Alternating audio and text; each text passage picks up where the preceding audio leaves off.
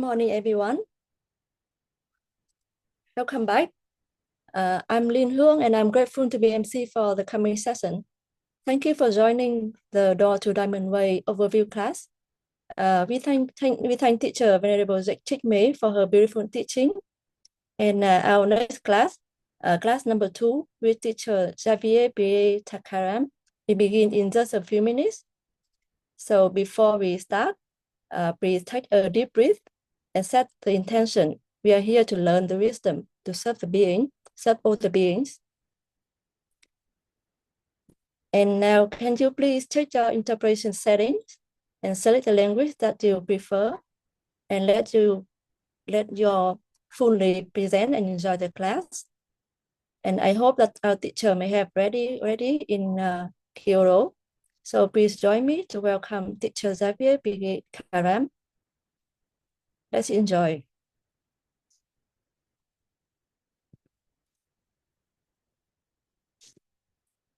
Friends here, so thank you very much. Take a seat, please.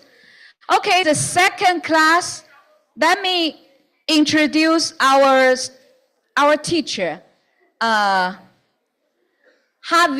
Yes. Javier from New York.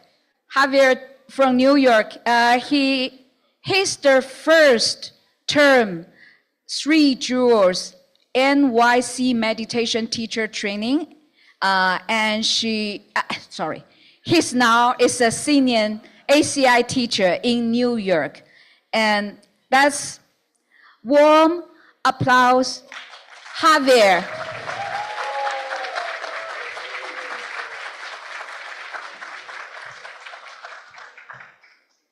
Hello, everyone. It is always very exciting to come to these world events because it reminds me of how larger the Sangha is than just New York City. Closer here? All right. It's great to be here in these world events because it reminds me of how much larger the Sangha is than just New York City.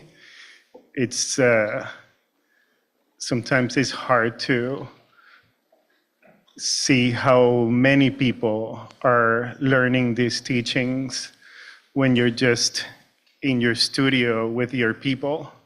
So thank you for learning and for taking this with you and sharing it with other people. I cannot imagine anything more valuable to share. To the interpreters today, I apologize ahead of time because as a New Yorker, I am trained to speak fast. So I will do my best to not speak at my pace. This is actually me at 30% speed.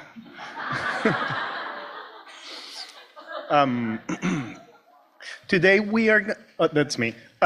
Today we're going to, so I'm gonna pick up the review from where we left off. I'm actually gonna back up a little bit because that is Geshe-la's style. He always reviews the review. So I will review the review of the review. And we will start all of them 16 from the very beginning again.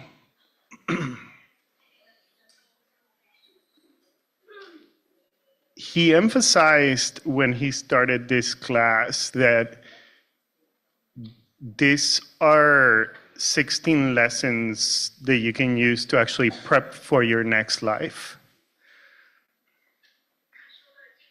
And even though he hasn't taught directly how to do it, my intuition is that this is the beginning of that teaching, like these 16 steps from this class, from the translations that they have been doing. Very hard work to translate from any language. So step 1, do we have, yes, perfect. So the step 1 is to learn the skills of choosing your next life. And I think that one of the most amazing things about Buddhism, about ACI, about these teachings, is that idea that we need to prep for our death. That most of the time we are not thinking about death. And what a silly thing. Because it's the one certainty in life. It's the one thing that we know it's going to happen. And it's the one thing that we spend our whole life ignoring. We are constantly called upon to not ignore our death when we're contemplating these teachings.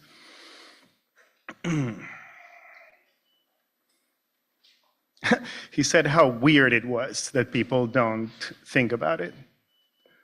Not just like, oh, it's sad. Like, it's weird that we don't contemplate how we're going to die.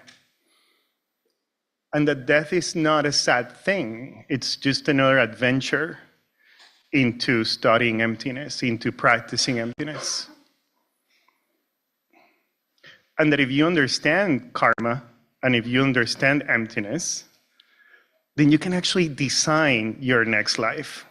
And that's where I perked up. Like, oh, I can design my next life. Because a lot of times we think about karma and emptiness and how can I get the thing I want in this life? And that's fine. I think that that is helpful for us to prove ourselves that karma and emptiness works. But if I cannot reach enlightenment in this life, and here's the bad news, most of us won't. Here's the good news, it doesn't stop there.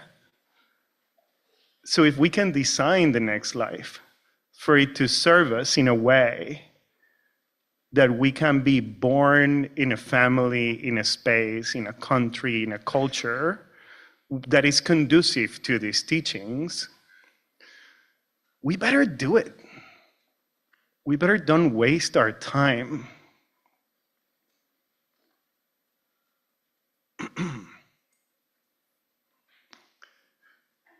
So he went on to say to make big plans for your childhood in the next life, right? That's the second step.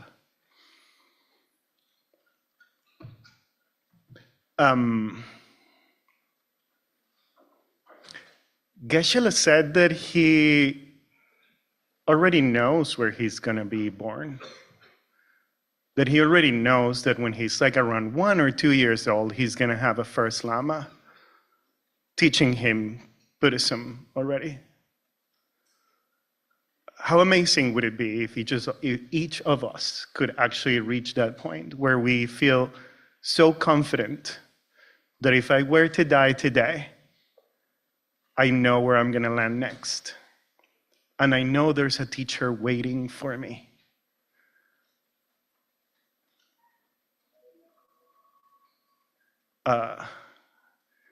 Yeah, I cannot even begin to imagine, right? Because I don't have that ready. So there's a lot of work coming our way on that. The idea is that in our next life, we need to have a great childhood, not just a nice, fortunate childhood of being born in a nice family, but how can we take advantage of the first 10, 20 years of our life? Well, 10 to 12, it's what he said. How can we be born in a place where we can both play, have fun, and learn all of these things?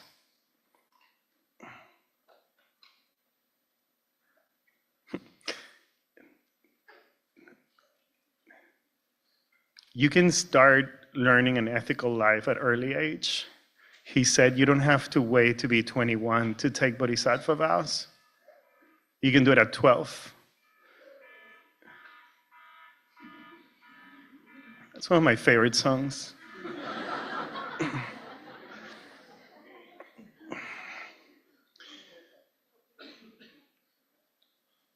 And something important, right? Like each of these things, like what is the karma for us to be able to develop this, right? If I want to have a good childhood in my next life, what do we think the karma for that is? this is my approach to all the teachings always. How do I get this into practice? And I want to invite you to have that mindset. All of the things that you will hear from all the teachers here, including Holy Geshe, how do I put that into practice as soon as possible in my life? Because otherwise we're just collecting knowledge. Do not be a knowledge collector. It does not serve you. Be a knowledge practitioner. That's why it's called a Buddhist practice. Because we need to put it into practice. So the karma for a good childhood next life is to probably help children in this life, to have access to teachings, to make teachings for them fun. I have two kids, an 8-year-old and a 5-year-old. They have seen me meditate and practice since they were born. I've been doing this for a while. And they ask me things like, how many Buddhas are there? Are you a Buddha? The older one asked me a few months ago. How do you answer that? No, I'm not. But you can see me as it if you want it. And then he's like, that makes no sense. I understand. It doesn't make a lot of sense at the beginning. So that's how you create a good childhood for yourself. You help other kids have a good childhood. And really, not just a good childhood on having fun, right? That's part of the thing. But learning Buddhist morality, learning Buddhist ethics, Buddhist concentration, call it whatever you want. You don't need to call it Buddhist. ACI morality. But that's how we plant the seeds for that in our next life.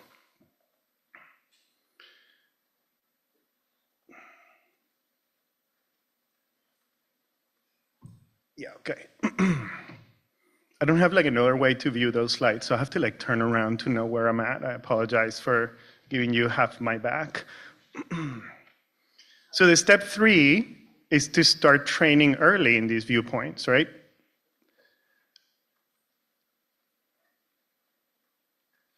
Now I don't see anybody here who's 12 or 10. I know there's the son of somebody around there, great guy. I'm always happy when I see kids around Buddhist teachings because, wow, if I could have heard these things when I was younger, it would have been amazing. But well, my karma was to start hearing it later, and that's okay.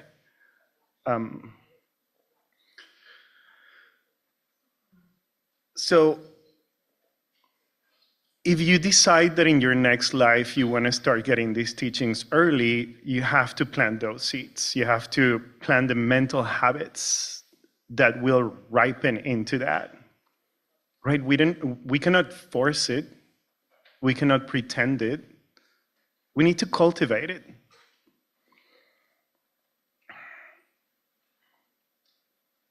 So Geshe said to start getting the intention to that right now.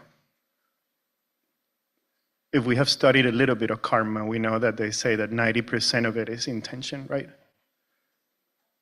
So then that's your intention. Every time we interact with a younger person, may this ripen in me having access to these teachings early in my next life.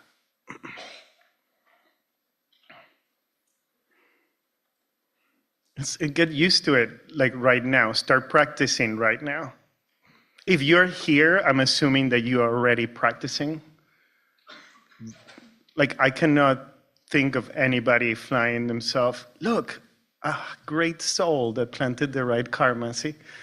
So if you're here, you're already practicing, right? So you already have some of that in your mind. Keep showing up for yourself.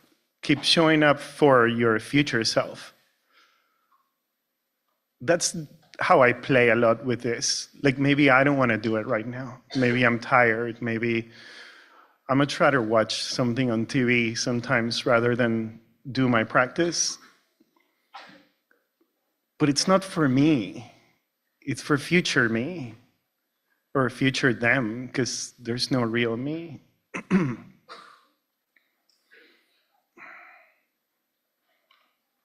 Geshe said, this life you were a little slow. So make sure next life you're not that slow. What a master, huh? What a master. So then, he kind of like got everybody to repeat the Tibetan, but I don't know Tibetan. So I'm going to invite you to repeat it in your mind when you see it there. It's good karma to do so. Good karma that I don't have. But by having you repeat it in your mind, I'm planting the seeds in mine so that in my next life, I already know holy languages. So connect to viewpoints holy beings would praise, right? Connect to these ideas as soon as possible. Live your life aligned with Bodhisattva principles.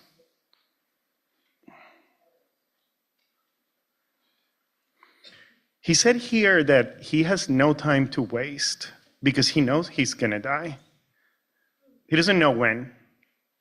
Maybe he does, but he tells us he doesn't know when. But like he said, and I've seen it, he doesn't allow people to waste their time, not even 1 minute. So approach your life like that. Now, does this mean do not have fun? No. Have fun in a way that is not a waste of time. Have the right kind of fun. So if you're watching a movie, which is not a bad thing, watch it with view. What is the message in this movie that is going to move my mind towards enlightenment?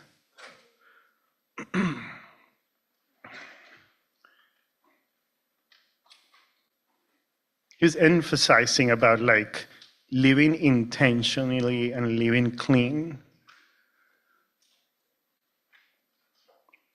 so that then your next life is intentional and clean, right? Then step 5 is to prepare to meet great teachers from a young age. Again, intention. If we know we might not get enlightened this life, still try that, right? It's not like, oh, give up the idea. Still do the thing.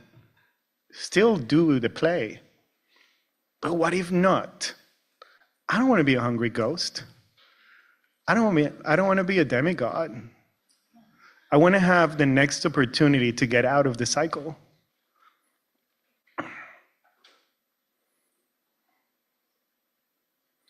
He talked about the things that happened in his mind when he saw emptiness. I'm not even going to try to repeat them.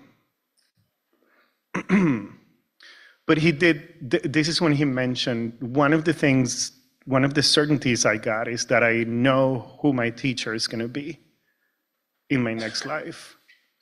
And they'll show up between the age of 1 or 2. So it's not their parents. But how amazing it is to meet your Lama at that age. I met mine at the age of like 30.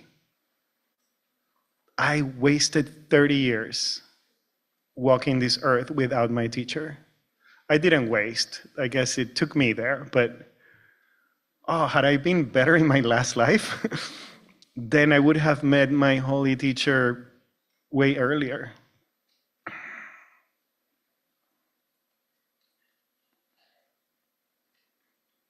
He emphasized, if you want a good teacher the next life, then what's your plan? How are you going to create that teacher? And I don't have the answer, but the call that I hear is, what is the karma to create the perfect teacher? What are the things that we need to do to create the perfect teacher, right? He's going to teach us that at some point. Hopefully this time around. But it's up to him.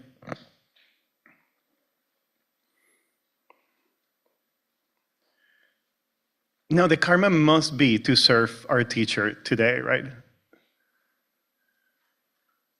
To like really serve our teacher, and serve your teacher not by just giving them offerings and by being devoted. Practice well. Practice well. That's the one thing that your teacher does not have, your practice. That is the highest offering that you can give your teacher, is your practice.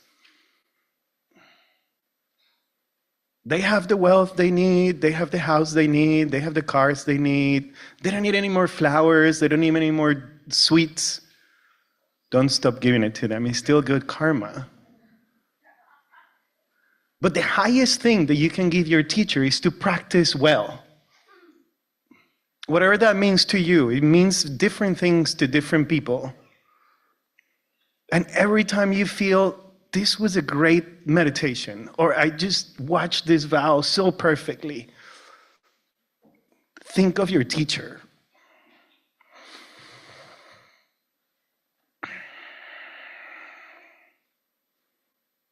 Master Randawa wrote in step 6,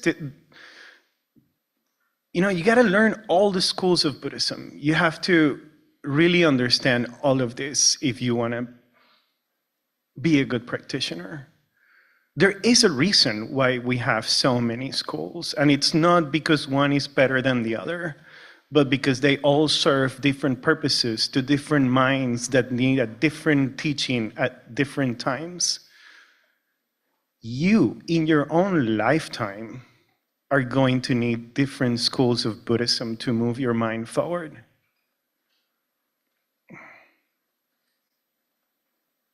So you must learn many teachings, not just one. And not just because you need them, but you're going to find people who need them at a different point. And if you only know one, and you can only teach one, then you're leaving out a gazillion people.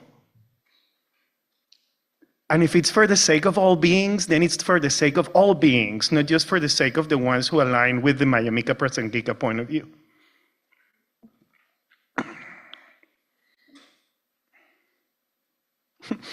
Geshe said, go to classes where you don't understand anything and try to understand it. That's where you learn the most. And I love that because I don't do that. And it's a good reminder to not just go and listen to my friends teach what I know. Get out of your Buddhist comfort zone. Debate it internally. Debate it with other people.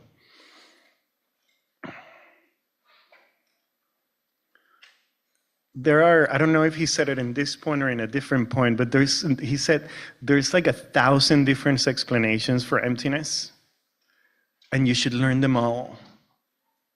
You should want to learn them all,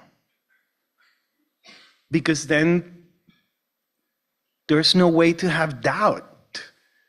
If you understand all the angles to emptiness, if you understand all the angles to karma, then your mind is not going to find a crack in it. There is no crack in it.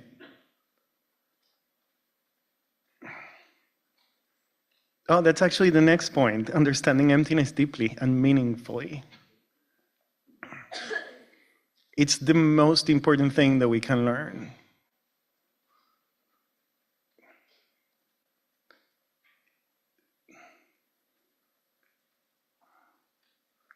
It's the only way that we can truly relate to our reality in a way that serves us. The moment we drop the worldview of emptiness, we are mistaken. Like immediately, the moment we forget emptiness, what we're seeing is wrong.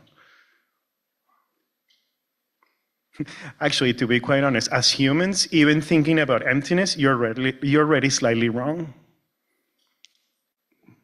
But it's the closest to the truth that you are.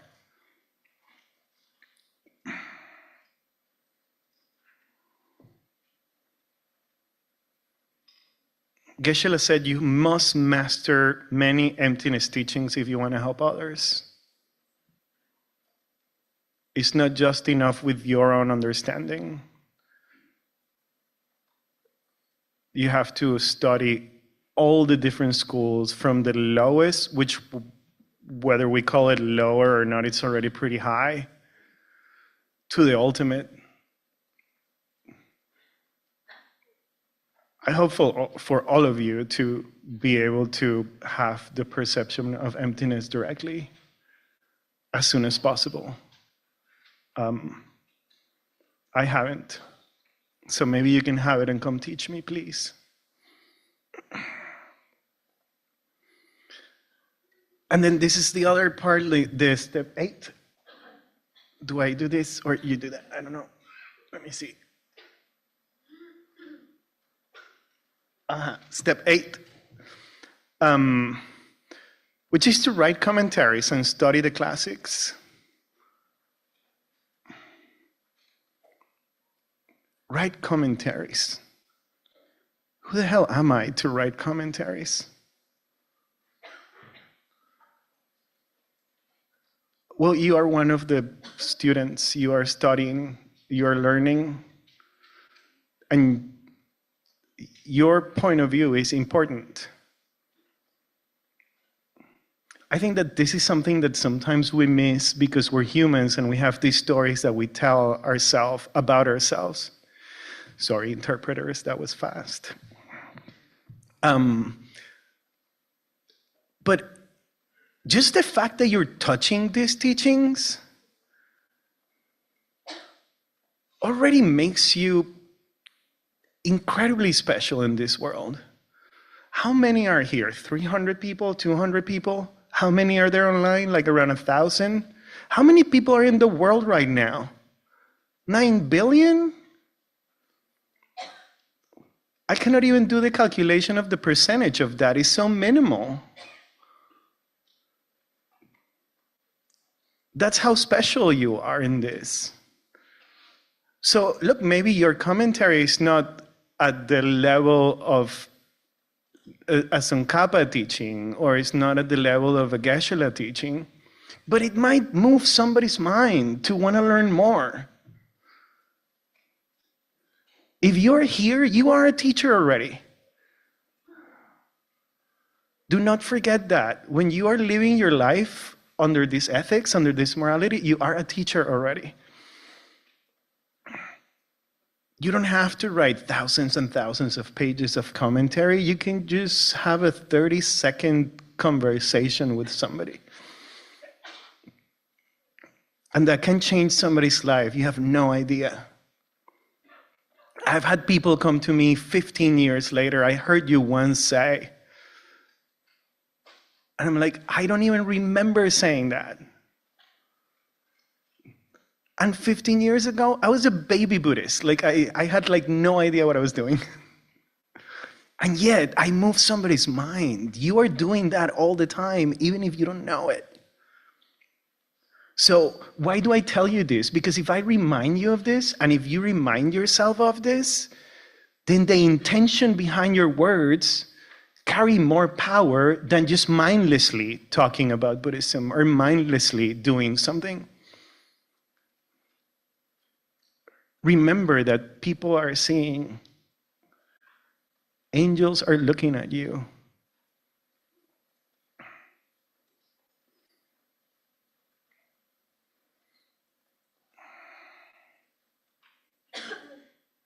He said something great. He was like, you know, a lot of people don't take the time to study the classics. A lot of people don't take the time to really like digest these things. And when he asked them, most people go like, oh, you know, I'm working. I got to feed my family.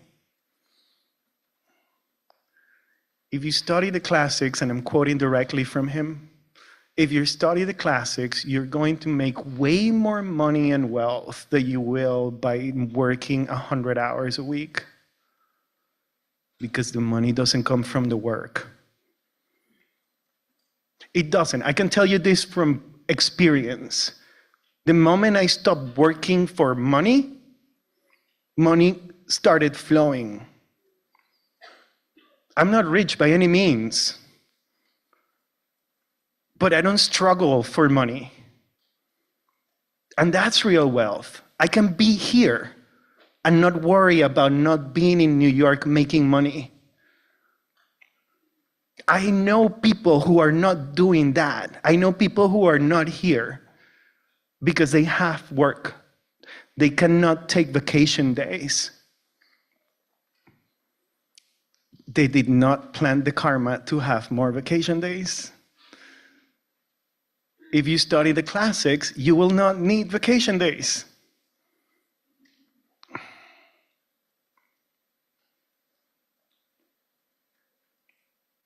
And that's not just wealth. It's going to happen with everything else. It's going to happen with love. It's going to happen with friendship. When you study intentionally and you teach, teachings just pour into your life. You're going to have so many that you're not going to, like, your karma is going to be different. It's going to be of overwhelm. What should I study next? Whatever Geshe is teaching. Then the next step, do I have to click it? Step 9, I think. I don't know how to go back. Okay, 9. Yeah, so grow a group of disciples, of students. This can be 2 people, 1 people, 1,000 people.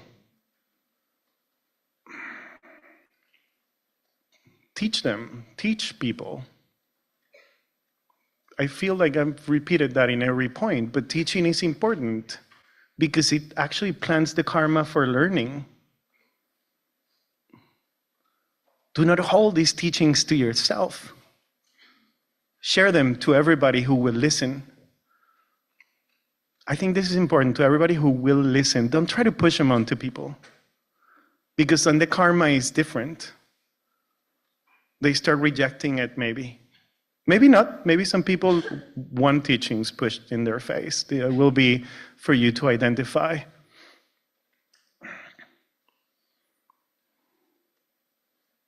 He also talked about how annoying the students are. And that's, I think, a beautiful thing because the students are not annoying from their own side, right? We know that. So if you have students and they're annoying, who's the annoying one?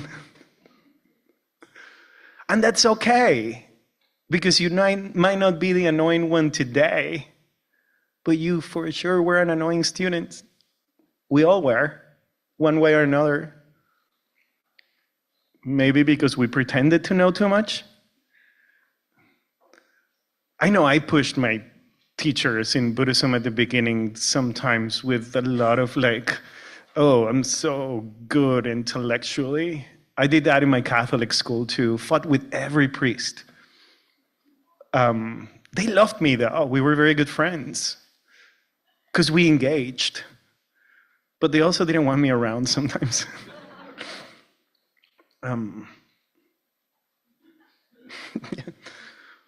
But yeah, grow a group of students, as small as it can be. Teach people so that you can learn more. And then you create those seeds for this life and for your next life. Which is what Geshe is saying, that this is all important for that. Not just for this life, but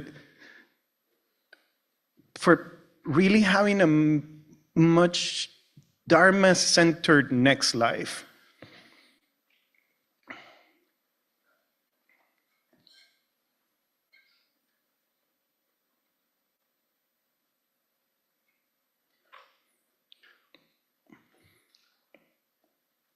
Then he talked about having a heart practice, a lifetime practice, something that you practice like devotionally.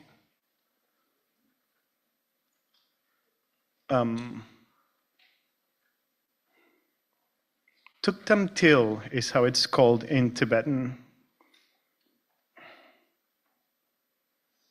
And it should be like an anchor for your life. That should be like your refuge practice in a way, the one that you go to.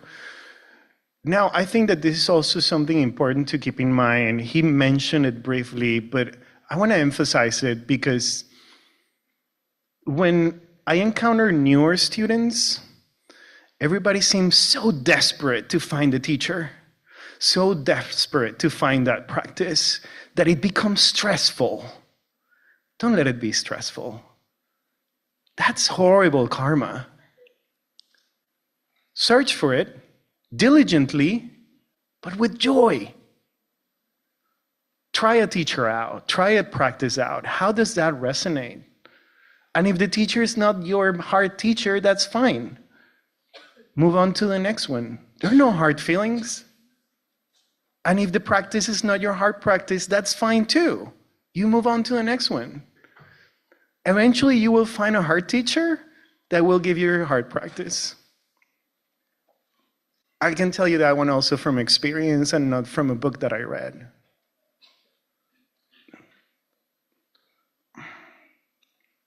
He said it, Geshe said it, be patient, but not lazy, right? Like be patient, but don't stop looking. The next door you open might be the teaching. It might be the teacher. So we gotta go knocking a lot of doors.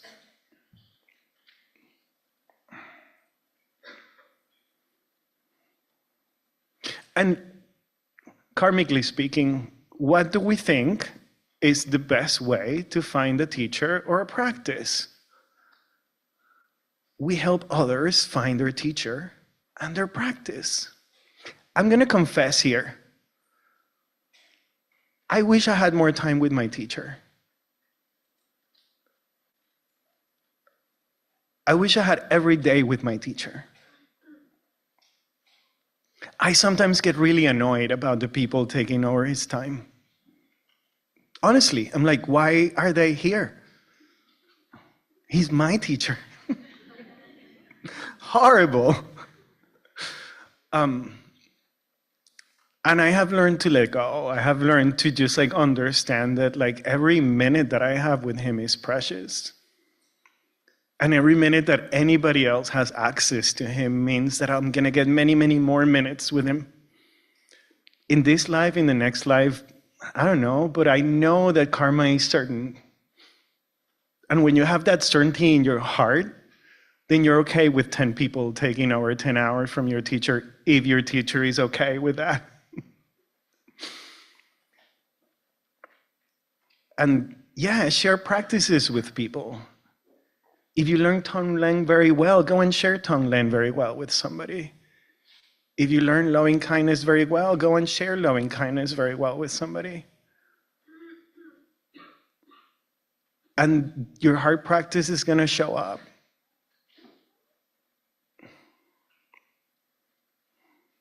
Also stay open. Your teacher and your practice might come from somewhere where you don't know. They will come from the least expected place.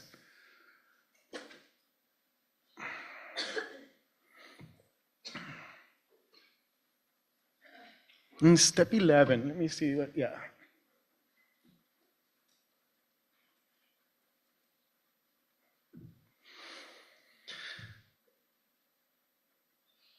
Make promises yourself to serve others. So commit your life to helping other beings.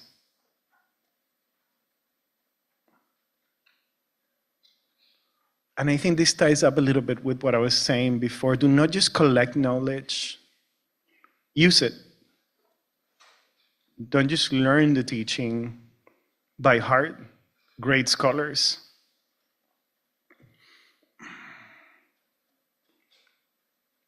Learn the teachings by heart and then put it into practice. Like, yes, like for example, I think of like, I like sports a lot. I think about like the performance in sports. And I can talk to a football player, well, American football, or an Olympic swimmer, which I know a couple, and they can explain to you in theory exactly what they're doing with their body, but they also do it in the pool. Their coaches, they know all the theory. They have no medals.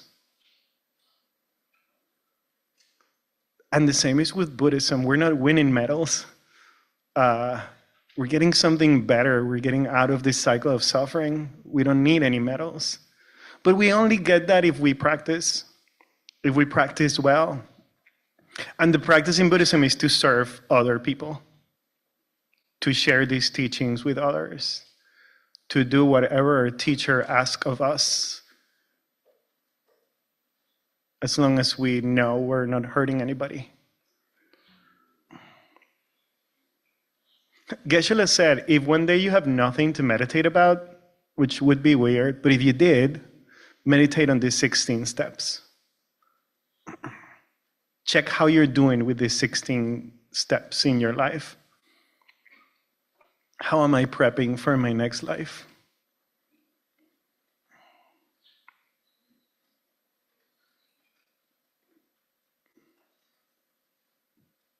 What did I do this week to keep my promise to serve? This is also a direct quote from Geshe. That's a great question to ask ourselves every day. If you are watching your vows, you're already asking your question every day, just phrased differently.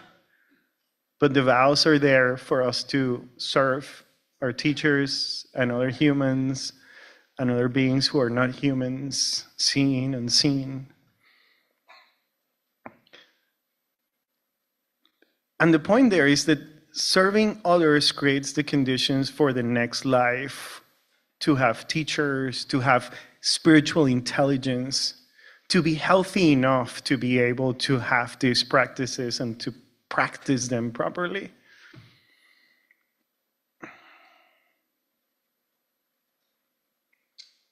Now, step 12. I'm very weak on this. It has to do with retreats. My karma for retreat is not the best. And I thank my teacher for pushing me in that direction. Geshe was telling us that Rendawa, who wrote all these steps, he went on deep retreat in the last 5 years of his life. He kind of like left everything and went on deep retreat.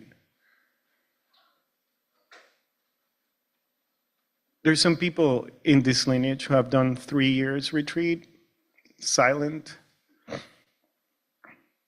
Rendawa was not fully silent. He actually taught a few people, including Jetsun Kappa.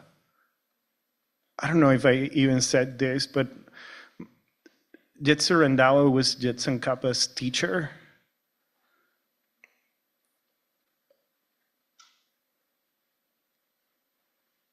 I think that's important to keep in mind, because then that's lineage, right? Even though this was not part of the Geshe degree, it's not part directly of the ICI courses, it's lineage. It's like Jetsun Kappa is the founder, the mastermind of our lineage. So yeah, do retreat. Build a relationship with retreat. I wish I had more to say about it, but I am not a big retreater, so I feel that I would be like faking it if I tell you more. But the instruction from Geshe is to do retreat. The instruction from Rendawa is to do retreat. So I'm here to make a commitment to you that I will do more retreat. Yeah, and you too, please. The times that I have gone on retreat, I have found things in my mind that I didn't know were there. When you extract yourself from your day-to-day, you find things that are insane. You go back in memory about like some of the most amazing things that you have done for other humans and some of the worst things that you have done for other humans. And then you get to purify them. And then you get to digest these teachings and really serve your lamas with your highest practices. That is the highest offering. Yeah, Geshe said, it's in retreat where you get the breakthrough realizations. I can see that. I can see that because it is in retreat where I have advanced the most. So imagine if I had done retreat, whoa.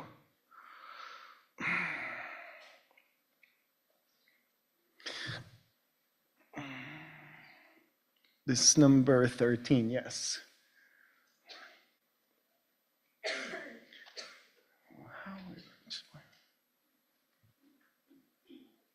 So there is this word in Tibetan, dang, and it means like a guarantee, right? Like there's a moment where the practice clicks in your mind, where you have this level of certainty. And when this happens, you kind of like guarantee yourself future practices in your future life.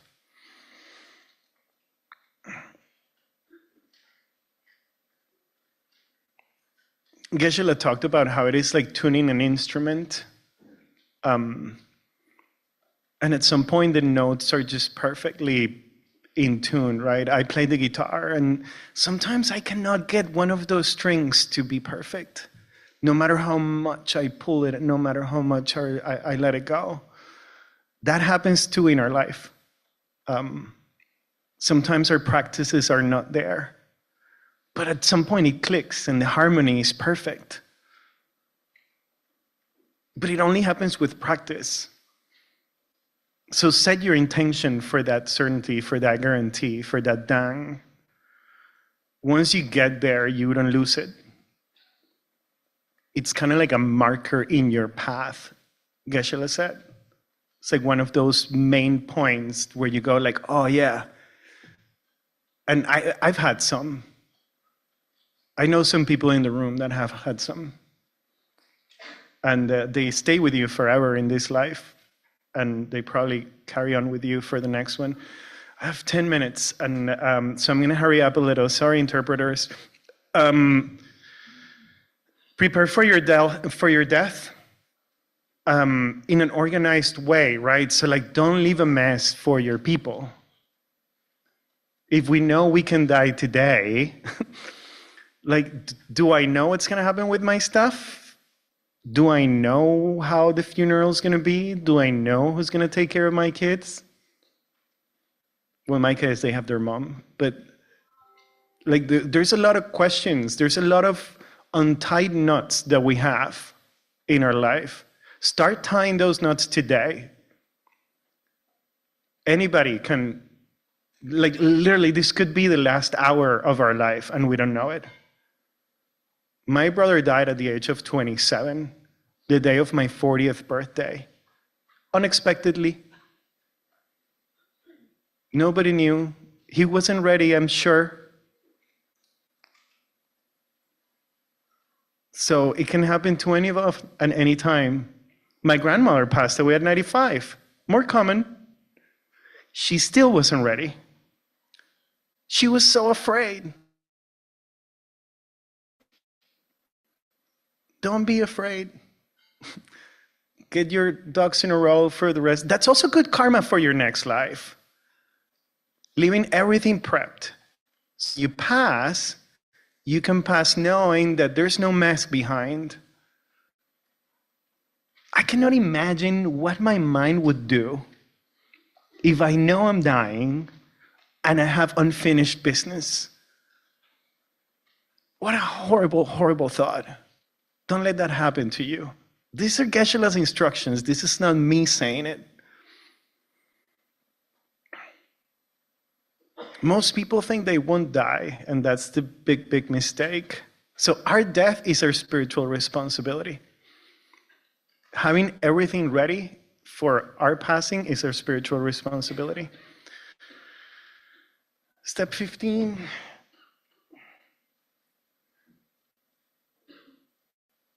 So the teaching here is to die well for the sake of your students, for the sake of your future students, for the sake of your family.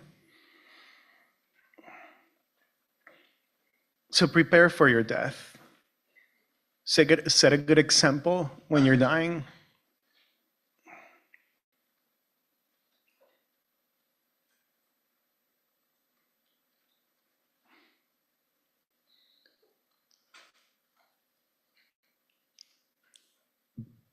do not stop the service just because you're dying. Geshe said, I'm paraphrasing that, but he said, like, you're still in service in your process of dying. And however whatever your mind is doing there is going to serve as an example for your disciples, for your students, for the people who are there seeing you. And there's all these stories about the passing of Lord Buddha and the passing of many masters in our lifetime, and how many of them were like in actually deep meditation states, right?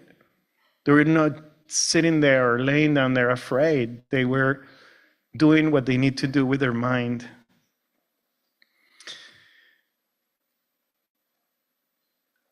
And then the other thing that Rendawa did, and that Geshe tells us to do, and Rendawa kind of like left this teaching for us to do, is that we need to leave behind a legacy. Doesn't have to be a huge legacy, but leave something behind that's a teaching for somebody else. Use your time, your possession, your influence to benefit future generations in whatever form you can. A lot of people in these groups, maybe some people here, have written books, made documentaries, have social media channels. They're going to stay there until somebody touches them and moves their heart. Do that intentionally. Don't let it just be random. Intentionally say, like, this is how I want people to remember my life. Or even if you don't want people to remember your name or your life, this is what I want to leave behind. That's how bodhisattvas die. That is the way of a bodhisattva in terms of approaching what they're going to leave behind in this human life. So yeah, those are the 16 steps of living well from Master Rendawa. And Geshe presented to us as 16 steps to actually prepping for your next life. So it's living well, part of prepping for our next life. And I hope that serves you. We have 6 minutes and 13 seconds for questions. So I'll be happy to discuss whatever is in your mind. Thank you so much. 好，跑麦，跑起来。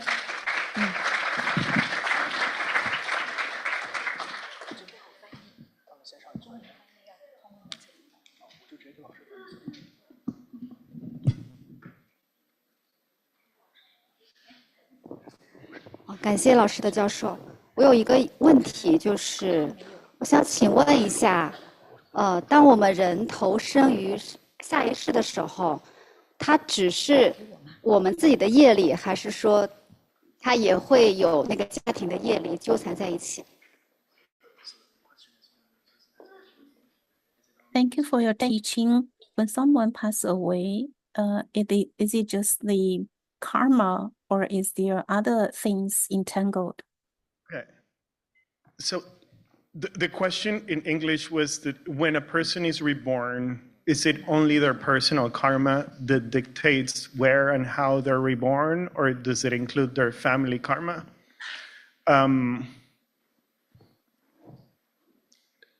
Our experience is our own personal karma, right? Whatever life we're born into is our own karma. And the karma of the family, of us being reborn in that family, is their own karma. Now, we have the shared karma of being in the same space, but our experience is only ours. And even with the shared karma, we still have our own personal experience of how that karma is ripening. I can guarantee you that the people who live in New York City, we all have this shared karma to live in New York City, but we all have a different experience of New York City. No matter how similar, we all have different ways that we got there. I hope that answered the question a little bit. Also, other teachers might have something different to say. That's what I understand. We have 4 minutes for another question, a little less than 4 minutes.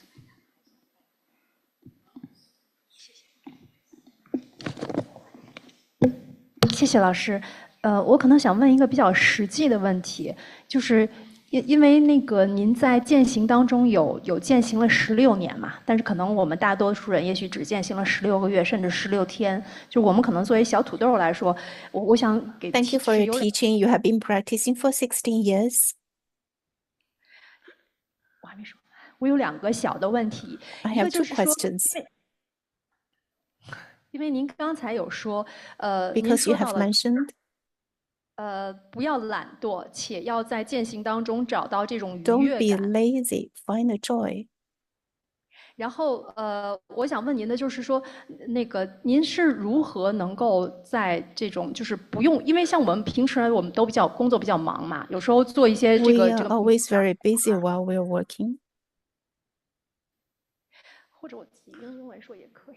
你先直接说完，然后我直接帮你翻译。然后呢，就是我们会我们就是会练习会越来越多。那你可能瑜伽，然后冥想6时数就会占很多时间。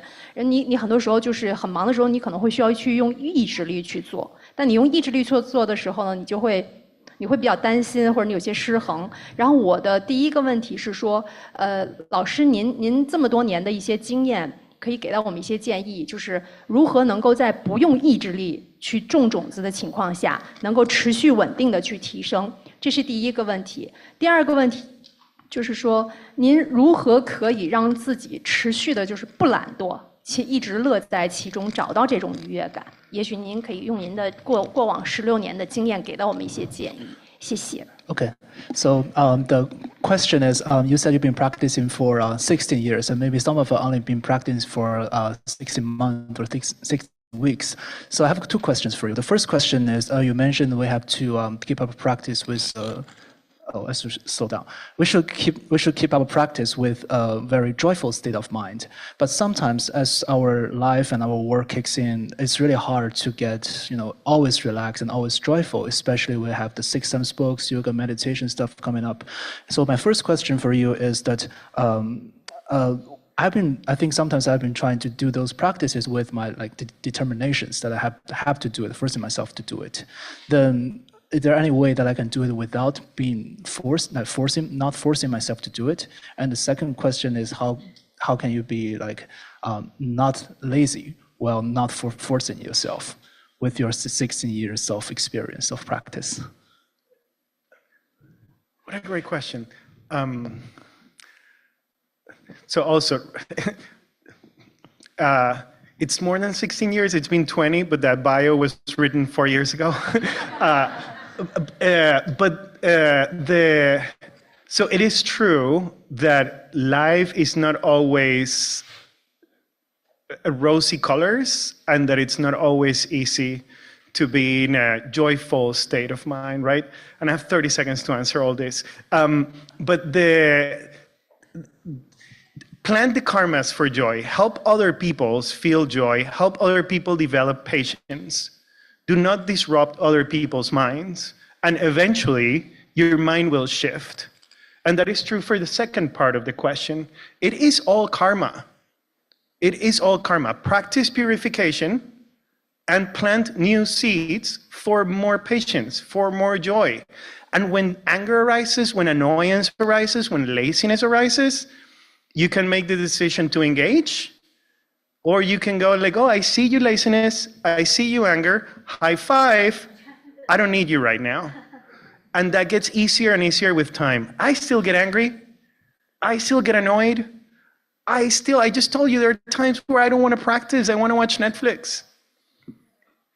So even if you've been doing it for 20 years, for 30 years, if you are not planting the right karmas, it's not going to work.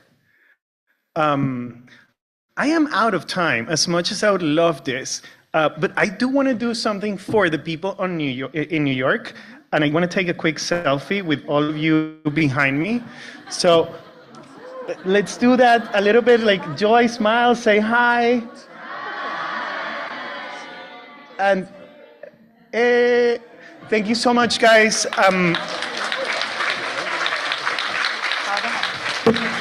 Keep showing up for yourself, please. Keep showing up, no matter how hard it is. Keep showing up for yourself. And thank you so much. Thank you, teacher Javier. 你上。